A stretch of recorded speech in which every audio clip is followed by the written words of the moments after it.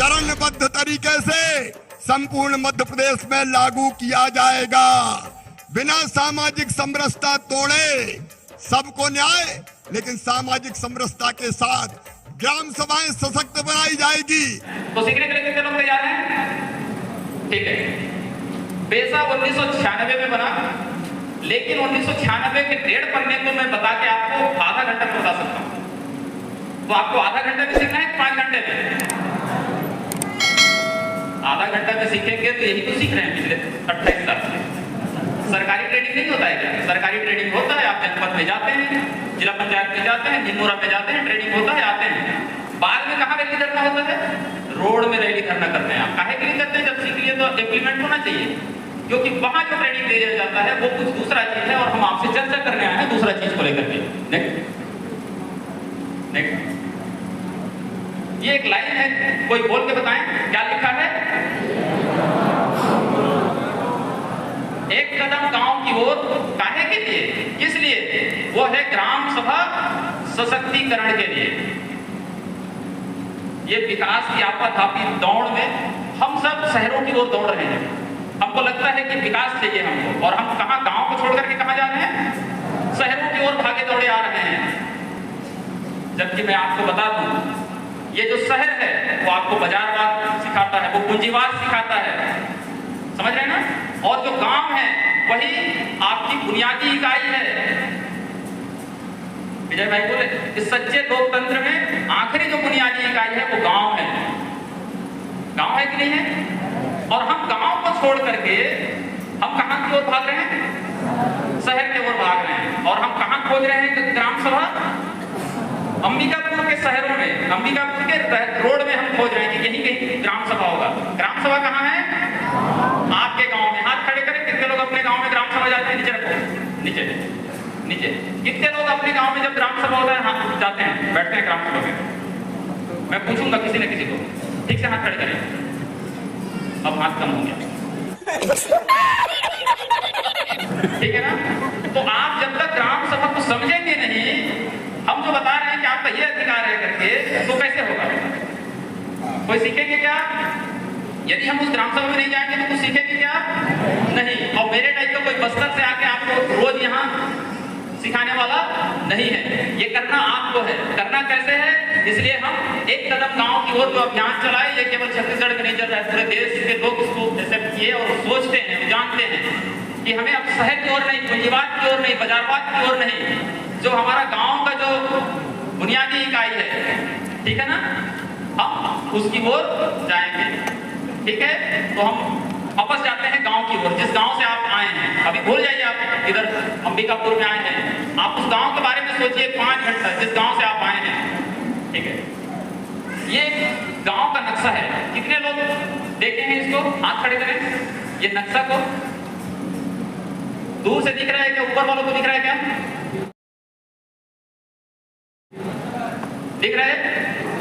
देख रहे हैं ना? ओके, ठीक है। ये ऐसा नक्शा कभी देखे हैं क्या? ऐसा नक्शा आप लोग जरूर नहीं देखे होंगे। नहीं देखे हैं ना? नहीं देखे हैं ना? लेकिन इसके अंदर में क्या क्या है वो दिख रहा है क्या? एक लाठी। यार मेरे को तो ऐसा धक धक हो रहा है। मेरे को भी हो रहा है। इस नक्शा में क्या क्या दिख रहा है आपको कुछ पता है क्या? थोड़ा देखेंगे। ये मवेशी है, ये तालाब है, ठीक है ना, ये कुछ खेत खलिहान है, ये जंगल है, ये नदी है, ये आपके पेड़ स्थल है, ठीक है, ये घर है, ये राउड है, ठीक है, ये ठाकुर देव है, ये पूरे जो ऑटो राव है आपके गांव के आसपास के। ऐसे गांव में रहता है कि नहीं रहता है? कितने लोग जानते हैं रहता है? हाथ खड़े करें। गुड। इसका मतलब अभी आप अंबिकापुर में नहीं बैठे हैं, आप अपने गांव के बारे में सोचिए। जिस गांव से आए हैं मैं उसी के बारे में बात करूंगा, क्योंकि ग्राम सभा वही है और मैं उसी ग्राम सभा की बात कर रहा हूं अभी।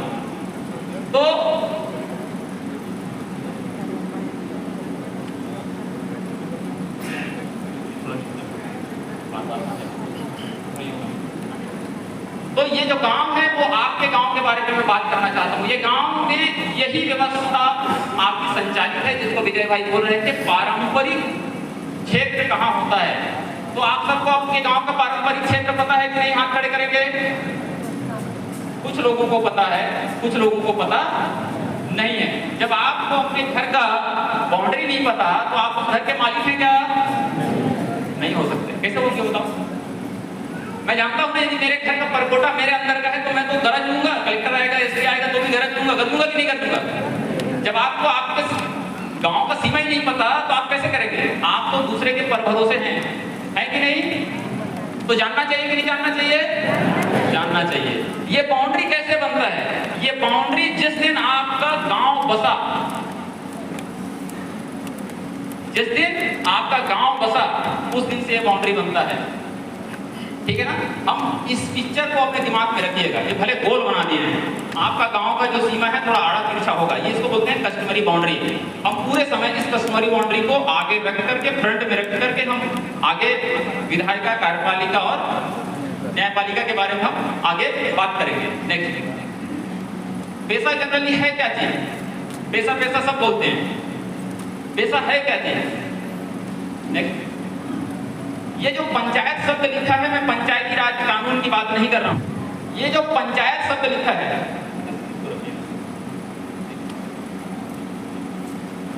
ये जो पंचायत लिखा है, ये पंचायती राज कानून की बात मैं नहीं कर रहा हूं। याद रखिएगा, ये पंचायती राज एक कानून है, स्टेट गवर्नमेंट का कानून है।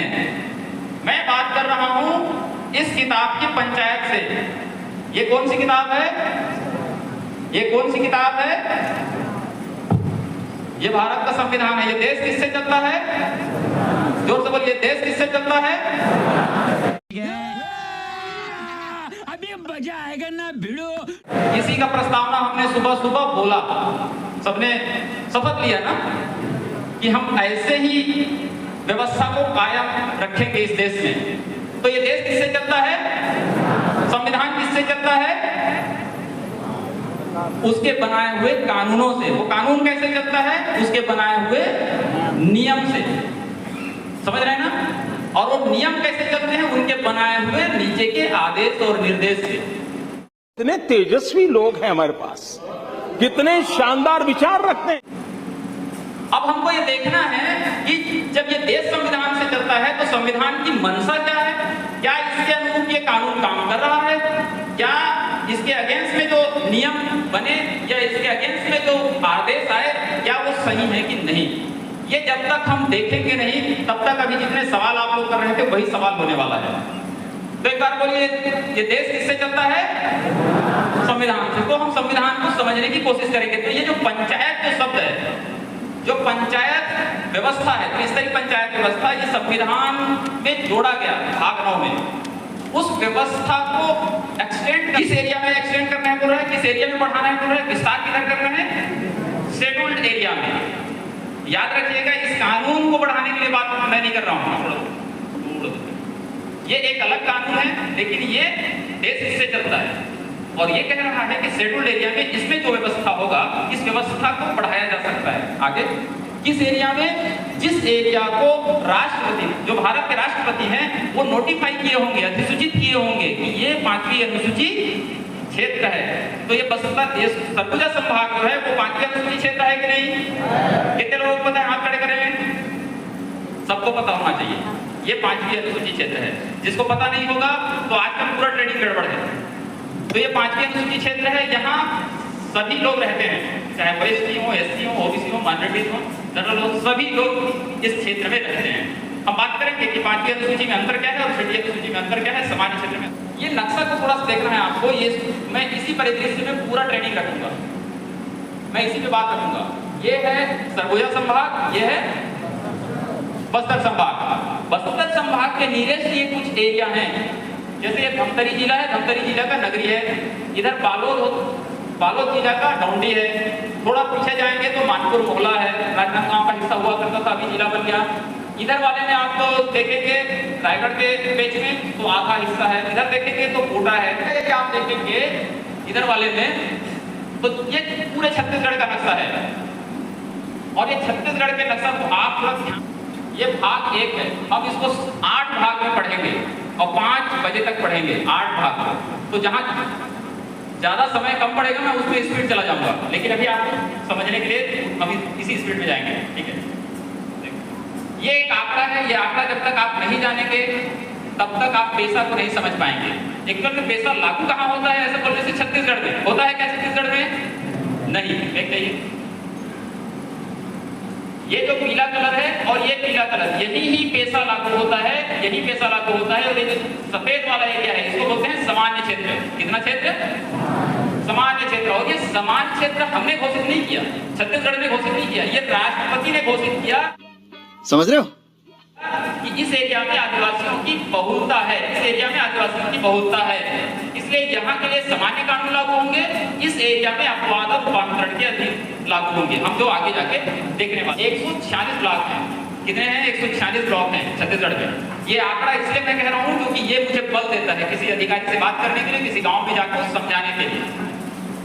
छत्तीसगढ़ में कितने विकासखंड हैं? 146। 146 में से 86 विकासखंड पूरे पेशा क्षेत्र हैं। कितने? ये तो बड़ा आंकड़ा है। 146 माइनस 86 कर दो, कितना बचा? जो बचा ये बीच का क्षेत्र है जहां पेशा लागू नहीं होता। यदि हम इस आंकड़े को थोड़ा और बढ़ा के देखते हैं तो टोटल 20,000 गांव हैं इस पूरे छत्तीसगढ़ में। कितने गांव? 20,000। तो एक आंकड़ा को देखेंगे, टोटल 20,000 गांव है, उसमें से लगभग 10,000 गांव आपके शेड्यूल्ड एरिया में है। इसका मतलब 50% गांव किस एरिया में है? सरगुजा संभाग और बस्तर संभाग में। ठीक है ना? यदि आप इसी को देखेंगे कि टोटल ग्राम पंचायतें कितनी हैं